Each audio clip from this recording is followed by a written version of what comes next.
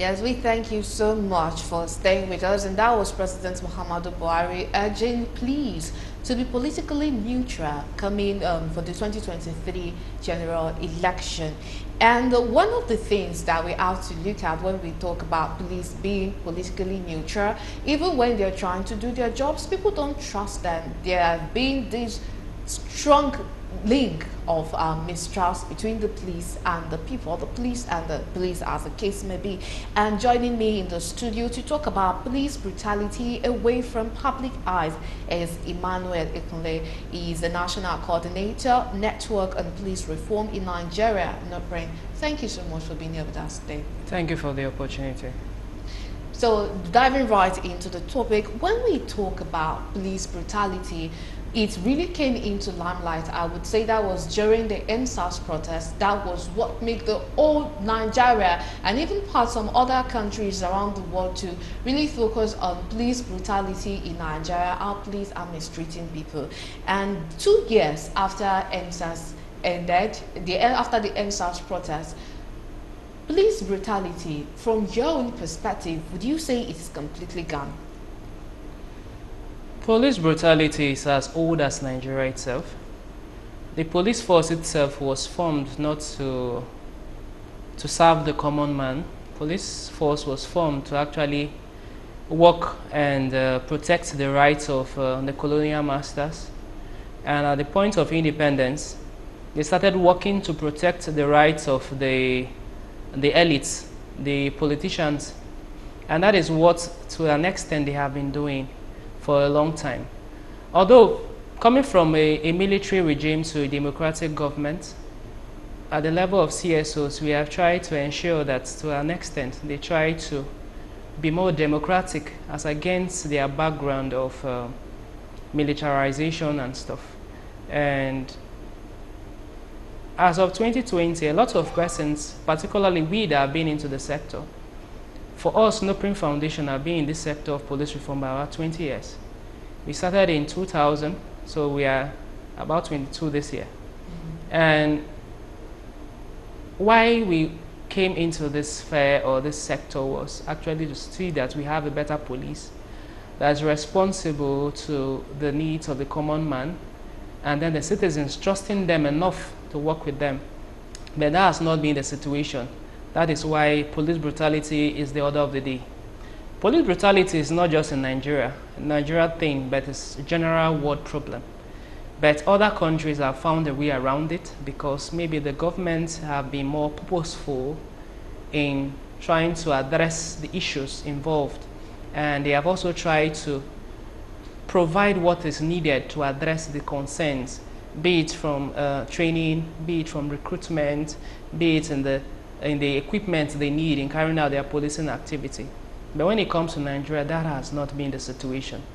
So from 2020, a lot of persons, to them, that was like the first time they were actually seeing something like that.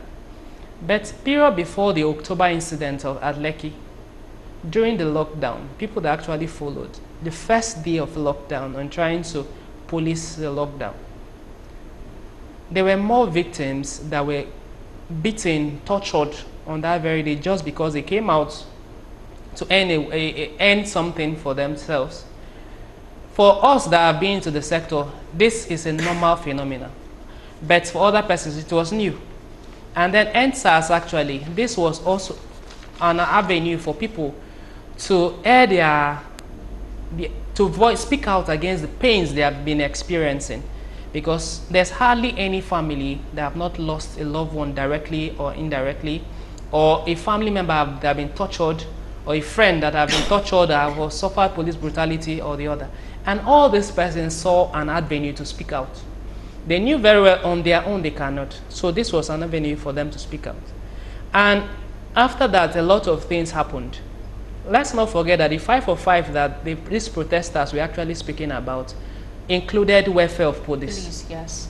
And also also included about other things that will improve the police, but the same police were also the ones that went there also to still cause harm on some of the citizens. So do we have a better police now than then? I would say to some extent there have been improvement in some aspect, but still to a large extent there are also issues that are still inherent in the system. Yeah, but to what extent would you say that there have been changes that is apparent for everyone to see? Um, the police officers that are working in the eyes of people, more of those that are working in urban areas, they have tried to find better ways to do their brutality without people actually being aware of.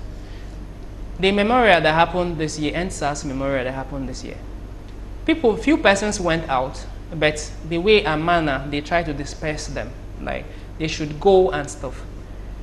But meanwhile, the Nigerian Constitution, Section 39, from around 30, 39, 34 to about 40, speaks about the rights of citizens.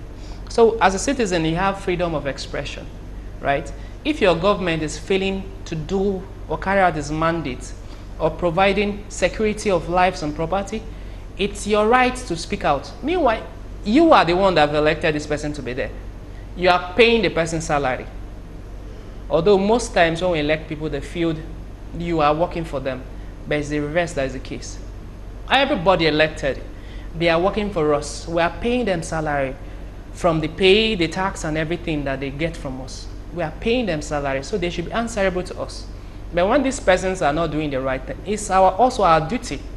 No, there's something we call leadership and followership.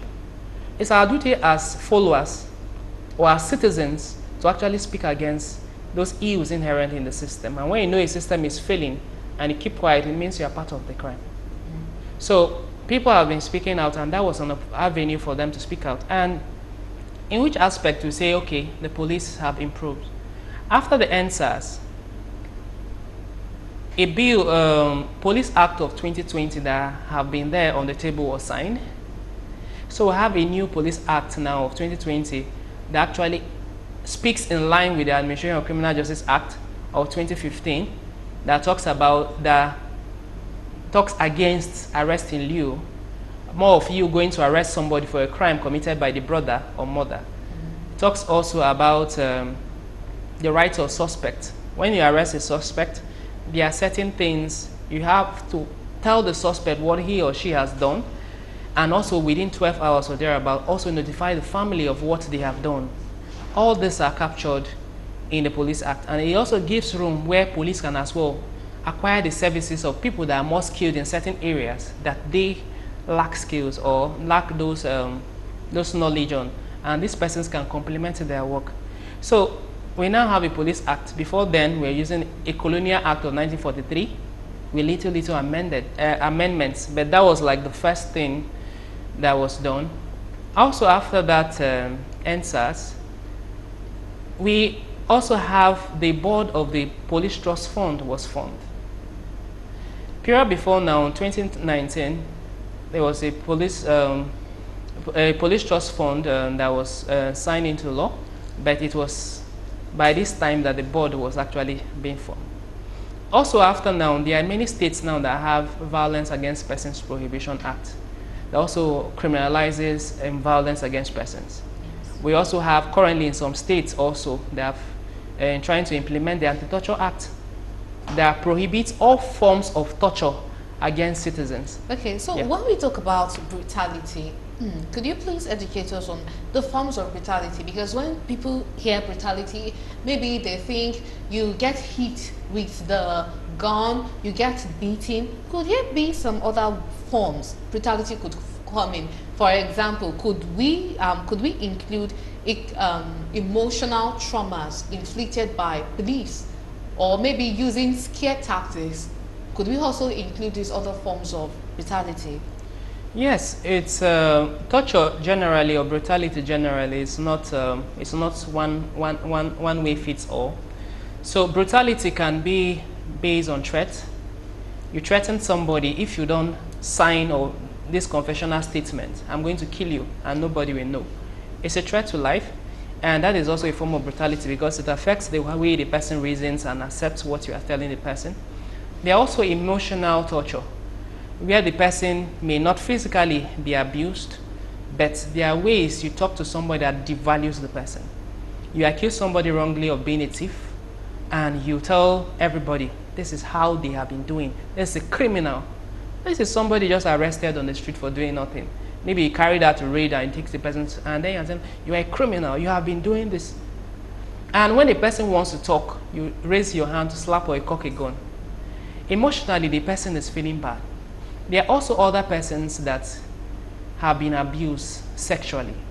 I was on interview a particular day where someone called actually to complain that one time or the other, he was in police detention center, a female, and she was abused while in police detention center. That means these persons can be raped. And if they are raped, and maybe after 3 or 4 days, the person have opportunity to speak with somebody, and then you are complaining at that point that you have been raped, who knows? Well, even if there's check at that point, there may not really be any signs to show that yes, that has happened. But meanwhile, it has actually happened, and a lot of persons have suffered through this. There's a case in Abuja and Benue where raids were carried out at certain hotel points, and these persons were raped with leather being used as CDs. This was a common some years back in Abuja, and then similar thing happened in Benue, where some ladies, FSW, female sex workers, were actually being, some of them were not female sex workers, but were around the place. So you just come around and raid any female around that place, and then you just feel because you're an officer, you know, you're able to rape them. So this torture is in different forms. It can be threat, it can be the physical torture, it can be denial of certain services. You deny access to your family, it's torture. You deny the person access to food and water. Their family members are bringing food, you eat it, and you tell them this is your food, and you don't give them. It's torture. There are also other ways where they devalue you. People that have done nothing, you put them on media. You know, you put them there on the screen, and then you make an announcement that these are criminals that you arrested and raided. But according to our laws, every suspect is innocent until proven guilty or otherwise by the court of law. So when has the police become a court of law? You know, so these are different forms or different ways that people have suffered. Some persons have actually been killed, and their families are going through a lot. And most of them feel that unless, you know, they have the means to pay lawyers, or they cannot be able to air out their views. And this has affected a lot of families, right? And that is why organizations like ours is there, where people that have suffered through police abuses, extortion, unlawful detention, and unlawful arrest and all that, they can report to us. And we are a network of 67 NGOs in Nigeria. We can as well also support these survivors in trying to aid them in having access to justice. So if this is done, we just exist not just for ourselves, we exist also to work for the good of citizens that have been abused, at the same time to act as check for the officers, for them to be able to police better, especially in a democratic dispensation. Okay, now I guess the thing on everyone's mind now is solution to all this, because I could imagine someone who was wrongfully arrested, and then the person is saying it's my right. I could imagine the type of torture the person would face, because the person you are trying to talk to about your rights perhaps does not even know that you have that right. So what is the solution now from all this? The first thing I keep saying is, when you have a political leaders that have political will for a change or for reforms, it's easy to effect that. In our country, we don't have leaders that support change. And coming from a militarized system from independence, we had military heads of state that thought more about improving military than the police. And it has ended up reducing how a lot of persons now respect the military more than the police. But meanwhile, they have to work more with the police than the military themselves. But this is a situation we are. And the current government have made it so bad of trying to make the military carry out policing duties. So the first thing is having leaders that know that certain security agencies are for certain purposes. Not one fits all. You bring the military to come and police the community, the police within, and then when it comes to issues of external aggression or attack by terrorists, you are thinking maybe the police should go and do that. So first of all, you need leaders that know what they're supposed to do first, before you start looking at, well, as the security agents too, particularly the service chiefs, knowing what is their role. I keep saying that service chief, when you elect people or give persons certain positions, not based on competence or what they can offer, but based on, because of it's more like an opportunity to pay back. This is a family person or maybe a friend. This is an opportunity to give the person certain position or elevate certain persons. It becomes an issue, because even within the police, there have been complaints by a lot of them that certain persons are favored better than others. Their mates have been promoted, and these are people that have been doing wrong things. They may even come out clearly and tell you, you know. So in the spirit of moving forward, if we have political leaders that think more about the security of lives and property, not their personal pockets or their personal agenda, but they are patriotic to the growth of the country, then one, they'll be thinking of electing people based on competence. So when you have leaders that are interested in the work you are giving them, they are more purposeful towards implementing the guidelines as it should be. There have been issues of who should recruit. Some months back, the PSC, that is the Police Service Commission, sent out notice that they wanted to recruit. And then you had the police coming out to say that we are not recruiting. The responsibility of recruitment of police it's to be carried out by the Police Service Commission. They are to recruit, they are to discipline, they are to promote, dismiss. This is the responsibility of the Police Service Commission. Outside, they can discipline every other person except the IG. So all of a sudden, you are now having legislatures, people that are making laws for us, trying to conflict these things. And we already know that any of the laws or legislations that we make and is inconsistent with the Constitution is null and void. This was, so this case actually went to the court, Police Service Commission and the Nigerian police, who should recruit. And the High Court actually judged this, citing the Police Service Commission that is their mandate according to the Constitution. But currently still in the country, the federal government, some of them know these things, but they actually allow it to linger. Why not come out clearly and make the police or the IG step down? This is not your responsibility. Concentrate on your area of coverage and let the PSC to do their work. Another issue again is when you have an oversight body that is underfunded, you have the Police Service Commission that has an office only in Abuja to carry out oversight on about 370-something officers in the 36 states, including FCT. What happens? They don't have eyes in those locations. So it's only cases that is being reported to them that most times they attend to. And the police themselves, you have old officers that have already been used to a wrong way of carrying out their policing duty. And whenever they give instruction to junior officers, whether it's the wrong thing, most of them, they do it, right? But this is an opportunity where the new leadership under the IGP, Baba Alkali Usman, if he can actually work also as he has tried, he has started making some steps. We hope that it will he will be sincere with it all through, and actually see to it that officers that refuse to carry out wrong directives from their senior officers are not being punished, you know. So if we have recruitment of officers, new recruitment of officers to add to the inadequate ones, because you have 371 about 1,000 officers policing 211 million citizens, and then about 100,000 they are about carrying out working as aides or securing elites. So the remaining about 200,000, what can they do? Okay, and talking about police recruitment, I feel like there's this issue with uniform jobs. A lot of people do not like uniform jobs, but with the way the economy is currently and the rate of unemployment in the country, anyone right now will take about just any type of job as long as it's going to be fetching that money and there's still a substantial level of job security attached to it. So for youth, because a larger population of Nigerians, they are youth now, how well would you say that the youth themselves are prepared to police the citizens? But for the ones who are interested in being policed now, do you feel like the youths are even ready to do a better job than the ones who are there right now?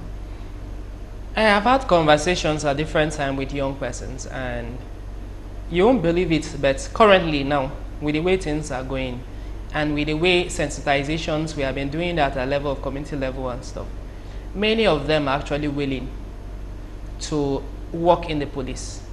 Some years back, if you had asked any young person, can you join the police? They will tell you, God forbid. But currently, I know a lot of persons that have called me into like, how far? I'm interested though to join the police and all that. I simply tell them, okay, there's an opening and you can go and apply on use the website and all the directive to apply. Because we don't, it's not our mandate, it's not our area.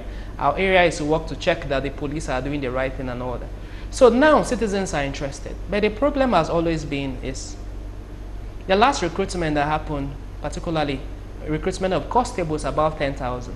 You discover that most of these constables that were recruited were from certain areas. More of these persons coming from the north. And if you check based on also the reports that have come out based on their qualification and their knowledge, you'll discover that most of these persons also, that more than 70% of these persons come from the north, and most of them are not as educated or brilliant as these persons coming from the south. So if that is the situation, why recruit more from the areas of people that are not that in these areas we don't have competent or educated people, but why do you keep bringing out people that are not educated to come and fill in the police? That is why even till date, we have officers that cannot speak well or cannot communicate better. But for that, is that not where the case of interest comes in? Let's take for instance, like if we agree that there's level of education disparity between the north and the south, the level of education is not balanced. But when the recruitment forms comes out, just like 10% of the 100% that applied came from the south, and then we have the remaining 90% coming from the north, would we really blame the PSC for employing more northerners than southerners? This is where the selection comes in, right? If you look at the number of persons that apply for jobs generally, people sometimes fail to look at things also, but the reality here is this. There are certain sides that tends to be favored. Let's not forget that most of the appointment of IGPs, normally there's supposed to be a NEC meeting, right, that will approve the person being nominated as the IG. But what the president has been doing is just appointing somebody and then automatically the person is the IG. So when you appoint that way, and you know very well the person is answerable to like the president, not to the Police Service Commission, that means the person to an extent also does what he or she likes, and you start looking at recruitment of persons coming more from the person state. The last one, I think I have more persons coming from Nasarawa or thereabout on the recruitment. Now, let's not forget that the recruitment of constables was done by the police. But the role of recruitment is saddled with the Police Service Commission. So the Police Service Commission accepted that at some point. But some of us had to go back down into even the communities to ask for that. What was the criteria for this recruitment? And we got to discover that in some locations, it was not people coming out to apply for jobs. Recruitment of constables, they went to chiefs. And they say, okay, chiefs in this particular area, you know the young persons in this area, give us people. And maybe a particular, let's say maybe for Ikeja. They come to Ikeja, maybe Oba of Ikeja, for example, that give us 5 young persons in this area that will join the police. And most of the persons, based on the record, because I had a conversation with a senior police officer, most of the persons these communities gave were actually the troublesome ones that most times were cultists, or most of times were like armed robbers in those terrorizing those communities. So to them, this was an opportunity to free themselves of this, should I say, bad citizens in the community. Burden. Yes. So they gave these people now to the police. Let's not forget that there are other persons that have applied. But most time preference is given to those persons gotten directly from these people, from the chiefs and from these locations. So now those persons that are interested, maybe with competence and exposure and have applied, you won't even look at their list. They are not even part of the list. So you end up picking people that are based on referrals. And these are the people that normally shouldn't even be in the police because they have a bad way, they don't have, they're not well cultured, and they are not well cultured, and now they are coming to police people. So you can only reflect what you know or what you have. You cannot give what you don't have. So at that level, whatever we're experiencing, it's what we're getting. So if we concentrate on, okay, everybody apply online, then it should be strictly online. And then what happens if young persons that are graduates all around are looking for work? Why do you keep going for? We already have young persons that are not graduates that we have already included in the police. What is stopping from the government to decide that this time around the 10,000 that want to recruit all should be graduates, or at least 60% of, maybe 6,000 out of the 10 should be strictly graduates? What is wrong about that? A graduate to an extent will know how to communicate and won't feel bad when the young person is speaking English to him or her on the road. You feel it's a normal communication. But most times what you see on the road is when an officer stops somebody and you start speaking English, the person starts feeling like you are belittling them, or because they cannot speak so fluently to you, it's a problem. Why? It shouldn't be. It goes a long way to show the gaps inherent in the curriculum for the young officers that are being recruited, at the same time the state of their colleges and all that. And then when you're also bringing people from those humble backgrounds and also putting them in a barracks that is ill-equipped or need rehabilitation, and there's money in the police trust fund to do this, and it's not being done, and there's no checks to address these shortcomings, then we'll still continue having what we have. So basically, from what you said, would you say it is right if it is deducted that corruption to plays a very important role, a very significant role in police brutality that's happening in Nigeria? Corruption, it's more like one of the bedrocks, because colonialism itself came to the country not for our own good. It came to the country to benefit the colonial masters. So they were coming, most times they go to certain countries because of what they are going to benefit from such a country. So maybe they have seen minerals and all that, and they have come to get it. Then the police officers was to protect their interests, not you, not I. And they go in. Let's not forget that they were just easily replaced by the new leaders we kept there. Meanwhile, the system has still been there that way. So instead of now we have colonial masters, but in the form of Nigerians, right? So it's still the same thing. So the police officers, they are policing or guiding these elected officers that are earning billions and millions and moving around. Everybody wants a good life. So it comes to a level where everybody, any money, if you see you're working with somebody and then millions is coming to your table and you're like, okay, I should keep 1 million for myself, and then the other ones go to the work he's been assigned. It gets to the police officer when he becomes a DPO, and then some money also comes, the person will also put some aside. And the corruption will continue. Most times we keep hearing unlawful arrests, raids here and there. Most times this person is not because they have committed anything. You'll just be walking on the road, which is not a crime, and then they bring their trucks and arrest you, take you to the detention center. The only thing they expect you to do is give 5,000 naira, and they free you. Is why? Why do they do that? It's extortion, which is still corruption. And this money goes not just to the person that braids, because the senior officers under them, these DPOs that these people work under, are aware of these people, right? They are aware of this, this wrong thing that their junior officers are doing. And when they keep doing this, the senior officers also protect them unless it goes to the public to an extent and then they speak against these certain officers. But they are aware and they get returns. So corruption is something that has been there. And that is why we keep pushing the Police Service Commission. This year they have dismissed about 30-something officers, and we're expecting that they should continue doing more, because with each day there's an erring officers. Yes, we know very well that they cannot dismiss all the officers, and we cannot recruit new ones and replace the old ones. But we can still continue our work of monitoring and then removing the bad eggs so that we actually have better police officers in the country. All right.